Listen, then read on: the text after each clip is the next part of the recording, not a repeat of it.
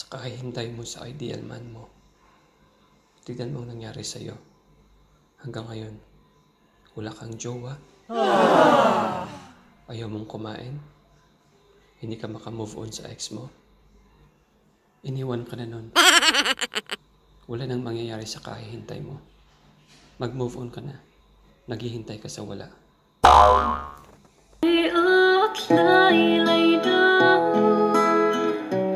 uray madipos katawang tawan, uray man kurot-rot san kitong, ada kiso.